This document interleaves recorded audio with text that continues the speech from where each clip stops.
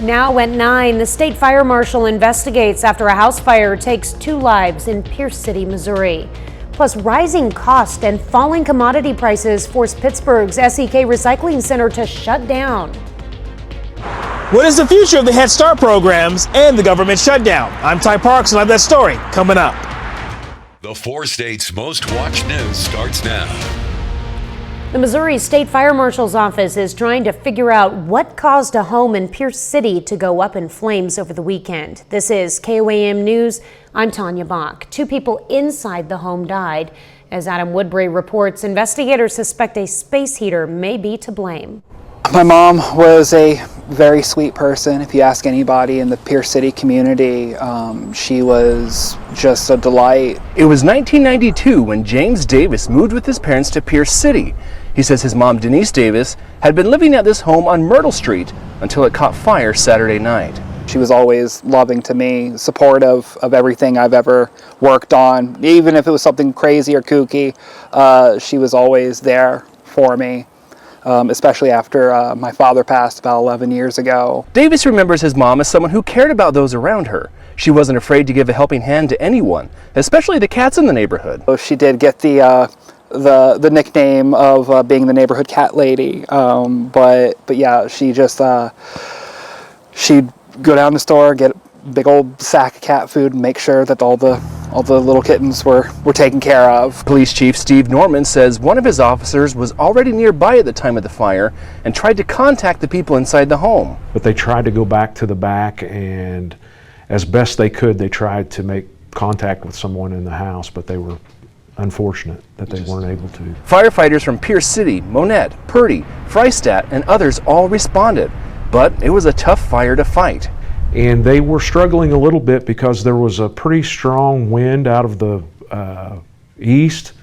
southeast, and so it was a little windy. And it may have been a space heater that started it all. As it's getting colder out and stuff, and people are breaking out their space heaters and their regular heaters, they should make sure that their smoke detectors are working, because Mom didn't have hers on. And so this probably could have been prevented. Since news of the fire broke out, Davis says he's grateful for the love from the Pierce City community and those who knew his mom. Everyone that knew her, they should know that she knew she was loved. She, even if she didn't say it outright, she was always, aware of how much everybody cared for her. Well, the SEK Recycling Center will shut down after tomorrow as financial pressures mount. Officials say soaring insurance costs and plummeting recycled material prices create an impossible situation. The center relies on community donations and seeks public health for reopening. Now, the Community Foundation is also launching a November fundraising campaign to rescue the facility. Chief Meteorologist Doug Hetty joins us now with a first look at weather. Well, it turned out to be a cloudy Monday for us today, but a drier Monday after we had rain Friday, Saturday, and Sunday. Had a little bit of drizzle out there this morning, 1/100th of an inch. For the month, about 2.5 for the year. We're at 36 inches, but still behind for the entire year. So we can use a little bit, and we have more in the forecast. Clouds starting to thicken up on the Kansas and the Oklahoma side.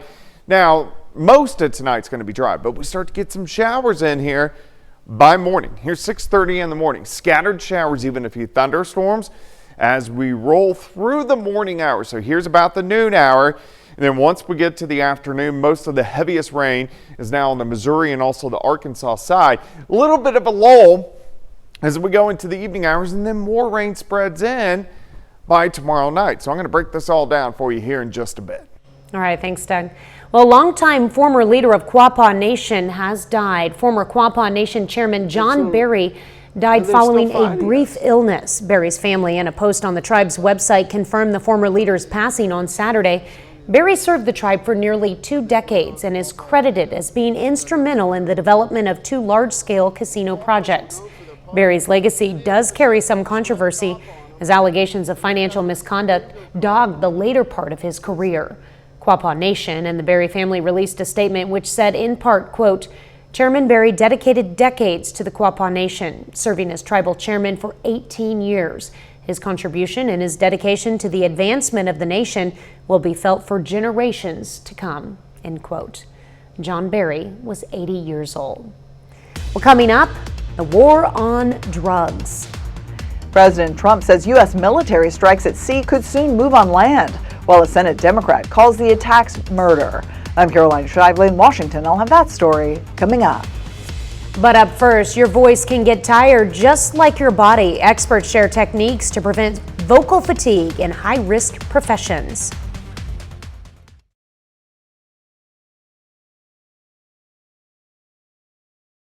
Sometimes it can be easy to take your voice for granted, but for people who rely on theirs to earn a living, they can face trouble if their voice becomes damaged over time. Fox News' Ted Linder takes a closer look at the risk of vocal fatigue, plus who's the most at risk and how to avoid it. While even the chattiest of people can grow tired of talking, researchers are warning folks across a variety of industries about vocal fatigue. So vocal fatigue can be defined as a condition that, in simple terms, is tiredness of your voice. According to analysts at the University of Mississippi, any person who uses their voice to earn a living can be considered a professional voice user. So that includes teachers, singers, those are the top people that come to our head, college instructors, call center workers, clergy, pastors, lawyers. And strain to a person's vocal folds, also known as vocal cords, can come with risks over time. Long-term can result in excessive use of muscles, what we call muscle tension. It can result in lesions or calluses that can cause a longer impact or damage to the voice. Researchers recommend several tips to help keep your voice in shape.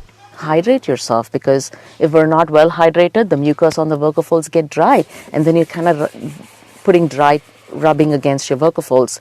Simple exercises like blowing lip trills, like we call the kids blowing raspberries. I do this every morning when I'm at the shower, so the steam, everything kind of gets your vocal folds going. Experts also advise using proper breathing techniques when raising the volume of your voice to prevent damage. If we're not using adequate air and support from the lungs, or if we're not using our mouth to get kind of louder, we might be hurting our vocal folds. Ted Linder, Fox News. Good advice there. Well, daylight saving time ends at 2 a.m. this Sunday morning, giving most Americans an extra hour of sleep as we fall back to standard time. But the time change creates health problems and shorter daylight hours for outdoor activities. Health groups, including the American Medical Association, urge adopting standard time year-round. New Stanford University research confirms switching back and forth is the worst option for our health. The study finds permanent standard time aligns better with human biology and our circadian rhythm. Well, watch out if you routinely get your clothes dry cleaned. Researchers say a chemical widely used in that process might triple the risk of liver scarring. A new study finds exposure to tetrachloroethylene, or PCE, creates significant health risk. 7% of adults tested had detectable levels in their blood. The EPA recently launched a 10-year phase-out for the chemical's use in dry cleaning. Well, the FDA has approved a new non-hormonal drug to treat hot flashes and night sweats for women in menopause. Data from clinical trials shows the drug known as elinzanetant significantly reduced the frequency and severity of hot flashes and improved sleep for women who cannot or choose not to take hormones. The drug maker says it's designed to target two receptors in the brain, which play a role in temperature regulation. It makes sense that it would help with symptoms like hot flashes, and a lot of the sleep disturbances that women experience during menopause are related to temperature dysregulation as well. So for women who have breast cancer, for example, who cannot take hormone replacement therapy, this is an especially important option to have. The drug does come with side effects, including headache, fatigue, and drowsiness. The FDA already approved another non-hormonal hot flash remedy this year called Veozza. And that option only targets one receptor in the brain. Well, now is the time to get your annual flu shot. The Associated Press reports pediatricians are urging people to get vaccinated after last winter saw the most flu-related child deaths in the U.S. in 15 years. October is the best month to get vaccinated, as cases tend to ramp up in November. The flu shot is recommended for everyone ages 6 and older, but more than half of kids in the U.S. do not get vaccinated. And a new study confirms what many of us already knew. During cold and flu season, the germiest group is young children. Research from Children's Mercy Hospital found pre-kindergarten and elementary school students have the highest rates of virus detection and can have up to 10 respiratory viruses a year.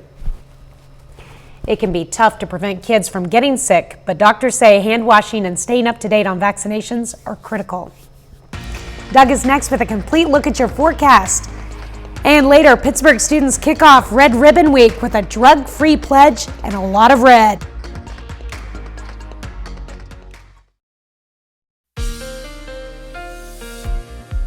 Well, of course, a cloudy, kind of chilly Monday for us today, but a drier one than what we have seen over the past couple days. But we have another storm system. This is going to start to head in once again late tonight into the morning hours. So our system from the weekend, it's gone. System behind me, that is our storm system that will really start to affect us once again late tonight, then heading into the morning hours. You can see a little bit of a spin up into the Dakotas, and it's that system that is going to drop in. All right, so let's take a look at it. Clouds tonight, overall looks fine. Showers start spreading here 6 a.m.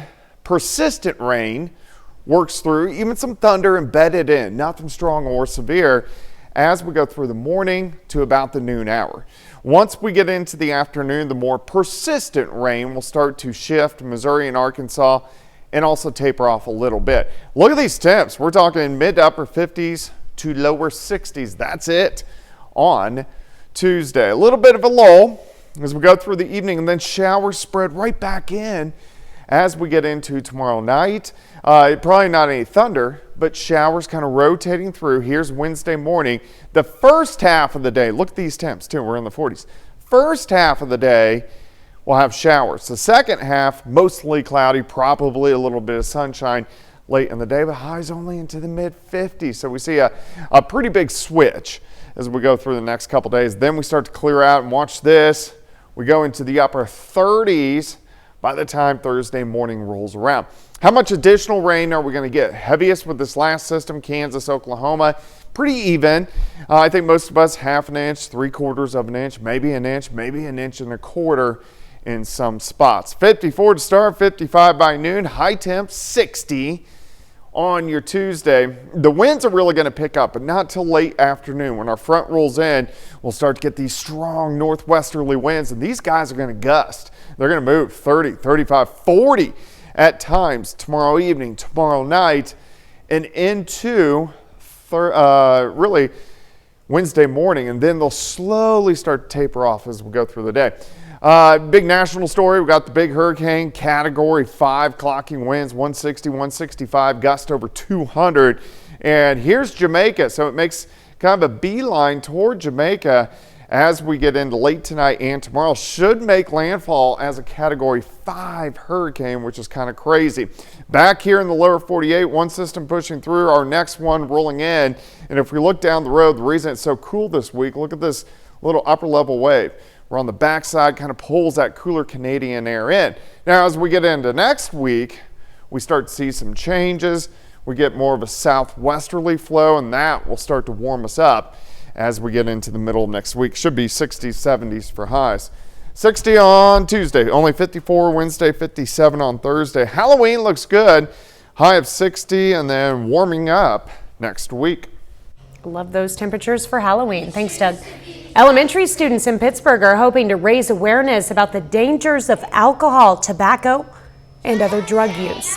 This is Red Ribbon Week, where students educate themselves and others on the dangers. And today, students are wearing red ribbons or clothing to show their commitment to staying drug-free. It's important to teach kids to stay away from that and to just say no, but also not to take anything they're unsure of, and to make sure that they're making good choices that way, standing up against peer pressure. Every day this week, we'll have a different theme to encourage a drug-free lifestyle. Tuesday's theme, that's tomorrow, is Hats Off to Being Drug-Free, where students will wear their best headwear. Well, coming up next, dropping prices at the pump. Gas prices, how low can they go? I'm Jeff Flock with the Fox Business Network at the Wawa in Cherry Hill, New Jersey, and I'll have, what some people think when we come back.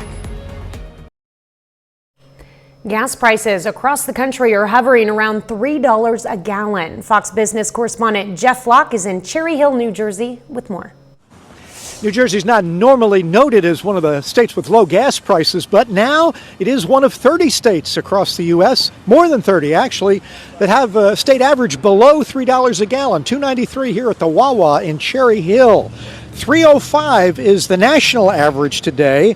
That is up actually 2 cents since last week, but down about 8 cents since this time last month and last year. Mike Worth, the Chevron CEO, telling the Fox Business Network's Maria Bartiromo that he thinks prices will go even lower by the end of this year and into next year. Yeah, I think we see supply growing, particularly from the OPEC supplying countries, and demand growing steadily. But as this supply comes back, it's weighing on commodity markets, and so we're prepared for prices in 26 to be lower than they were in 25. OPEC producers over the last couple of years have reduced their production cuts by 2.2 million barrels per day, adding that back into production. Going forward, they're going to add another 1.65 million barrels a day. One place where the Russian oil sanctions have made an impact, wholesale diesel and heating oil prices. Patrick DeHaan of GasBuddy.com saying that they've been surging with the new sanctions on what is heavy oil coming out of Russia. That impacts that market more strongly. He says the national average for diesel will likely rise between 10 and 20 cents over the weeks ahead. The Chevron CEO, though, telling us that underpinning all of this is strong U.S. production, which hit an all-time record in July. He says that is good not only for our economy, but also national security. Today, production in the U.S. of oil and gas is larger than Saudi Arabia and Russia combined. That completely changes the equation of energy diplomacy, of energy reliance. The U.S. is a net exporter of energy now, not a net importer. We can help our allies around the world. It changes our reliance on certain critical shipping lanes or less politically stable markets, and it gives us much more control over the destiny of our own economy. Economists say lower gas prices, putting more money in people's pockets heading into the Christmas holiday shopping season, is not a bad thing. At the Wawa in Cherry Hill, New Jersey, I'm Jeff Flock with the Fox Business Network. Well, Americans plan to spend more for Halloween this year despite inflation concerns. The National Retail Federation estimates Americans will spend more than $13 billion on the holiday, up $1.5 billion from last year. $3.9 billion alone goes to candy purchases, costumes, activities, decorations, and trick-or-treat candy could cost you triple digits this season. Experts say buying in bulk, shopping early, and using coupons can save you money this Halloween. Keurig Dr. Pepper posts strong third quarter results as the beverage giant prepares for major restructuring. The company secured $3 billion in funding from investment firms KKR and Apollo Global Management. The investment supports Keurig's plan to split coffee operations from other beverages into two separate companies. And Hormel recalls nearly 5 million pounds of frozen chicken products because they could contain pieces of metal. The U.S. Department of Agriculture initiated the recall after multiple complaints from food service customers. Hormel says the metal came from a conveyor belt used in production. No illnesses have been reported, but the USDA worries recalled products could still be in restaurant freezers. The USDA issues a major recall for contaminated pork jerky found in pantries nationwide. Over 2 million pounds of Golden Island Korean barbecue jerky contain metal pieces from production equipment. The 18 and 16-ounce packages were sold at Costco and Sam's Club locations. Officials say no injuries are reported, but urge consumers to discard the product immediately or return it for refunds. Coming up next, restaurants team up for a harvest dinner to benefit the Wesley House. Members of the Southeast Kansas community came out to show their support for helping those in need at this year's Farm to Fork Festival at the Greenway in downtown Pittsburgh. The festival celebrates the local harvest as well as promotes sustainable practices and raises community awareness about where your food comes from before it hits your dinner table.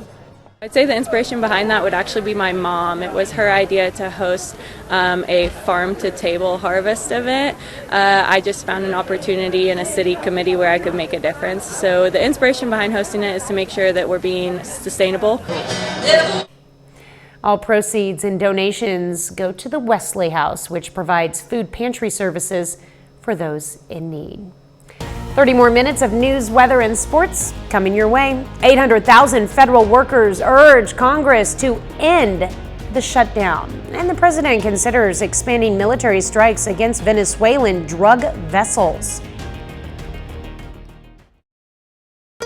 You're watching the 4 States Most Watched News.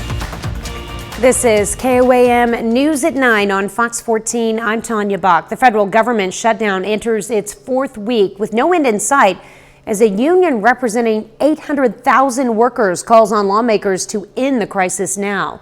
27 days into the shutdown, Republicans are pressuring Senate Democrats to vote on funding without new spending. The American Federation of Government Employees is joining that call, saying other issues can wait until members get paid. Democrats refuse to budge without Affordable Care Act subsidies to reduce insurance costs.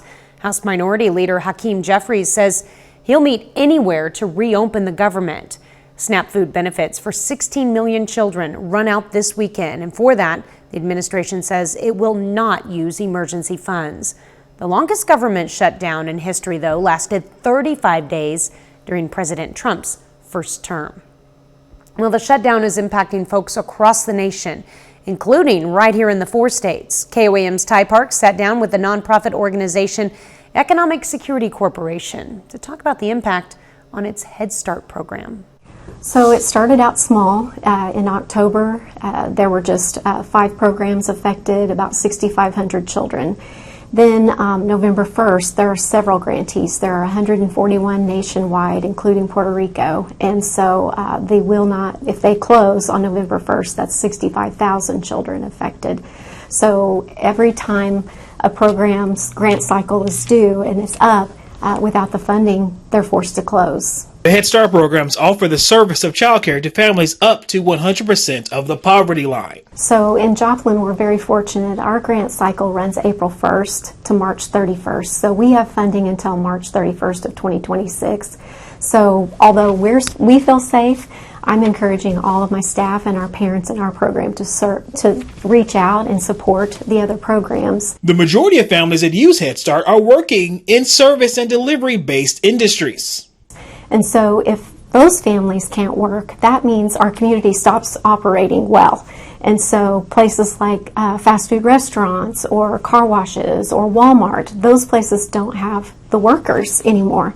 So it's really important that they have places like us, especially now with the talk of SNAP and WIC benefits not being available. There is no immediate chance of a Head Start shutdown in Joplin, but this is something Economic Security Corporation is keeping a close eye on. And so even though my grant's due January 1st, and they usually look into it by February, it could be very close to when my grant ends, March 31st. It could really put us at risk for closing in April if they're backlogged and haven't had a chance to look at my grant. In Joplin, Ty Parks, KOAM News. Economic Security Corporation is collecting food and other resources that will be used to help the community since SNAP benefits may not be issued in November.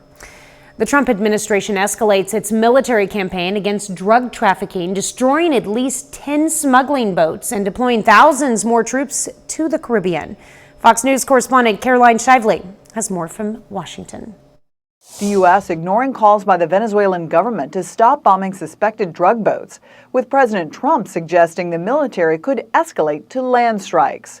Republican Senator Lindsey Graham called it a real possibility. The President of the United States, as Commander-in-Chief, has the authority to do these strikes. President Trump says the suspected drugs on board the vessels are a national security issue, giving him the right to use the military. Democrats disagree. If this president feels that they're doing something illegally, then he should be using the Coast Guard.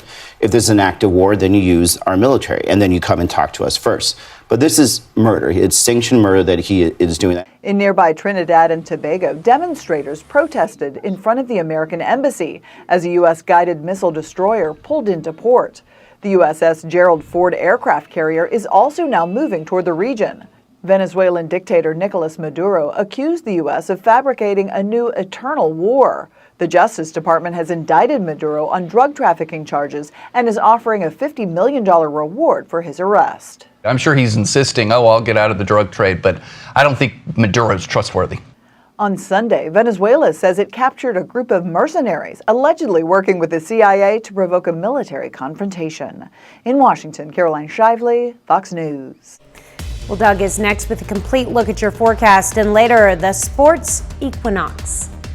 Sports fans are gearing up for an exciting day with all 4 major U.S. leagues having games on Monday. I'm Chanley Painter with a look at how all the buzz is fueling bets coming up.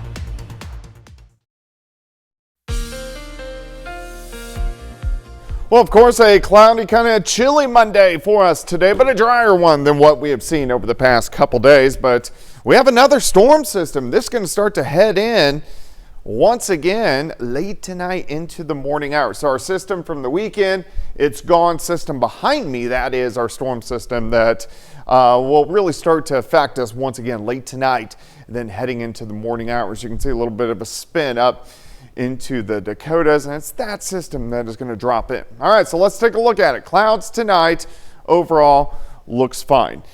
Showers start spreading here 6 a.m. Persistent rain works through, even some thunder embedded in, nothing strong or severe as we go through the morning to about the noon hour. Once we get into the afternoon, the more persistent rain will start to shift Missouri and Arkansas and also taper off a little bit. Look at these temps. We're talking mid to upper 50s to lower 60s. That's it on Tuesday. A little bit of a lull as we go through the evening, and then showers spread right back in as we get into tomorrow night. Probably not any thunder, but showers kind of rotating through. Here's Wednesday morning. The first half of the day, look at these temps too. We're in the 40s. First half of the day, we'll have showers. The second half, mostly cloudy, probably a little bit of sunshine late in the day, but highs only into the mid 50s. So we see a pretty big switch as we go through the next couple days. Then we start to clear out, and watch this. We go into the upper 30s by the time Thursday morning rolls around. How much additional rain are we going to get? Heaviest with this last system, Kansas, Oklahoma. Pretty even. I think most of us 1/2 inch, 3/4 of an inch, maybe an inch, maybe an inch and a quarter in some spots. 54 to start, 55 by noon, high temp 60 on your Tuesday. The winds are really going to pick up, but not till late afternoon. When our front rolls in, we'll start to get these strong northwesterly winds, and these guys are going to gust. They're going to move 30, 35, 40 at times tomorrow evening, tomorrow night, and into really Wednesday morning, and then they'll slowly start to taper off as we go through the day. Big national story. We got the big hurricane, Category 5, clocking winds 160, 165, gust over 200.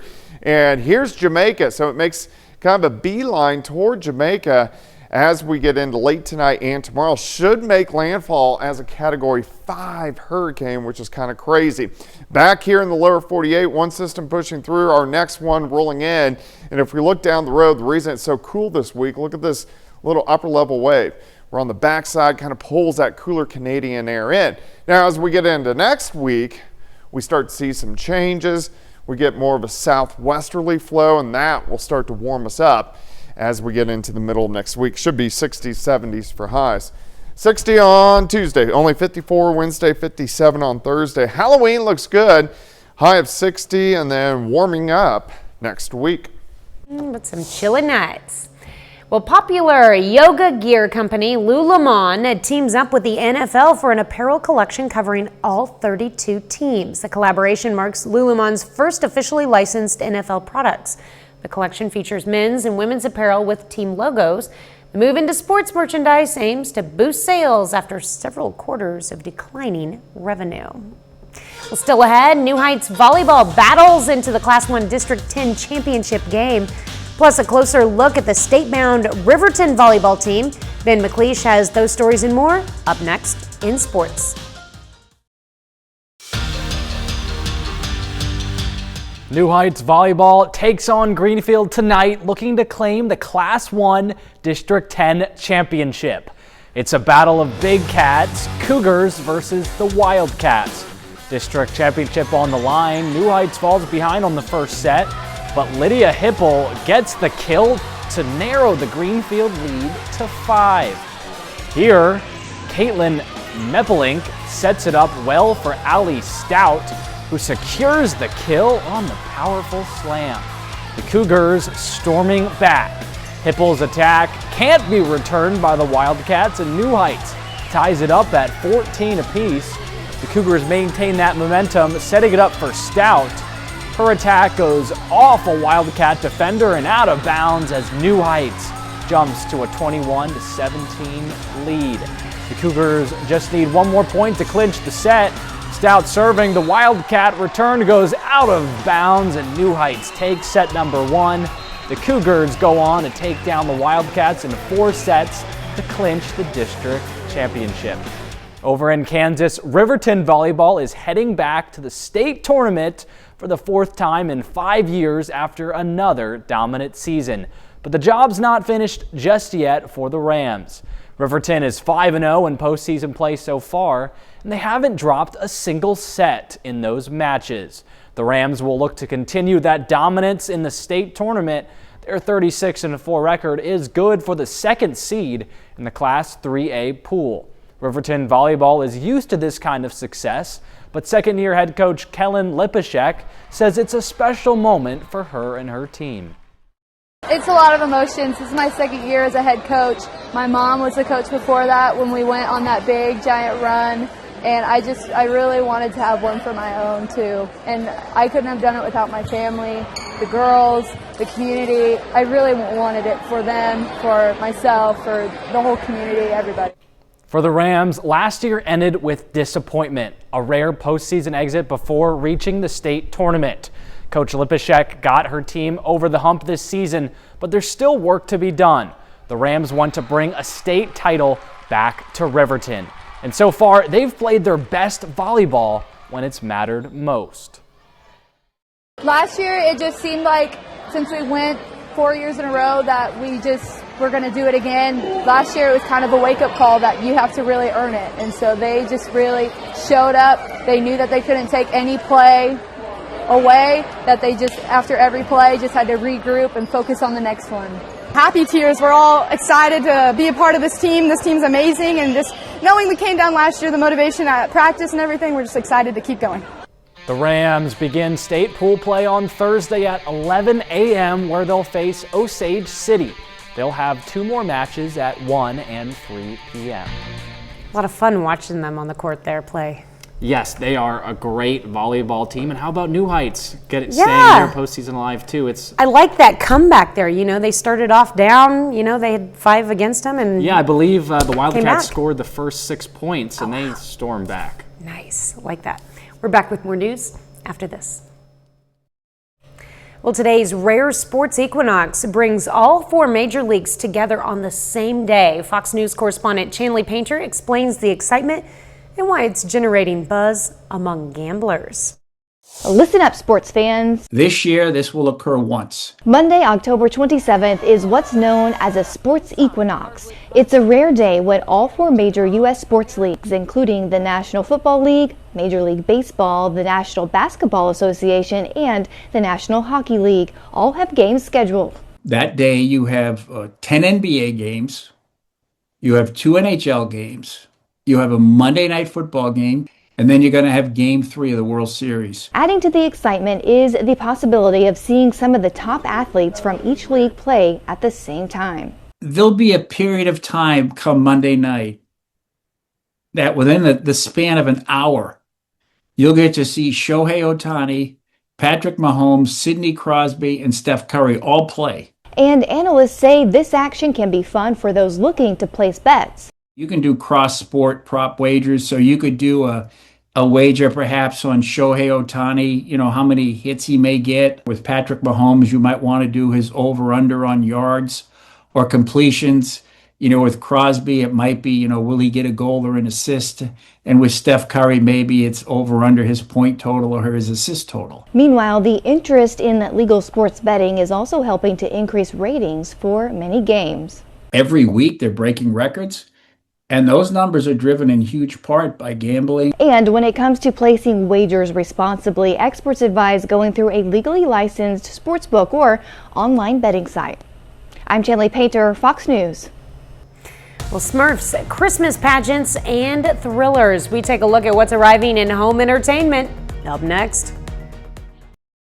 An animated musical adventure, a gritty thriller, and a cult classic reboot are among the latest digital DVD and music releases available to add to your home library. Fox's Ashley Dvorkin runs down the list of what's new in home entertainment. The Smurfs top this week's list of new home releases. The animated musical adventure follows Smurfette and the gang on a dimension-hopping mission to save Papa Smurf from Gargamel's brother, Razamel. It's going to be the best Christmas pageant ever. Lauren Graham, Judy Greer, and Pete Holmes star in The Best Christmas Pageant Ever, a family comedy about a group of troublemaking kids taking over a local church play. Who is he? Riz Ahmed leads the thriller Relay, playing a world-class fixer who brokers hush money deals until a new client seeking protection forces him to break his own rules. You sing country music? What kind of music is there? Sydney Sweeney, Paul Walter Hauser, and Halsey star in Americana, about a waitress and military veteran caught in a deadly chase for a rare Native American artifact. I didn't want any of this. In the reimagined cult classic The Toxic Avenger, Peter Dinklage plays a terminally ill janitor turned mutated antihero who takes on corruption to protect his family and community. He's an exceptional assassin. Small screen favorites to own, Season 1 of The Day of the Jackal, starring Eddie Redmayne as a mysterious assassin hunted across Europe by a British intelligence officer. In music, British indie rock band Florence and the Machine dropped their 6th album, Everybody Scream. In Hollywood, Ashley Dvorkin, Fox News. That's our time for tonight. Thank you for joining us. We're going to leave you with video of a snow leopard cub enjoying his first pumpkin at the John Ball Zoo in Grand Rapids, Michigan. Have a great night and an even better tomorrow.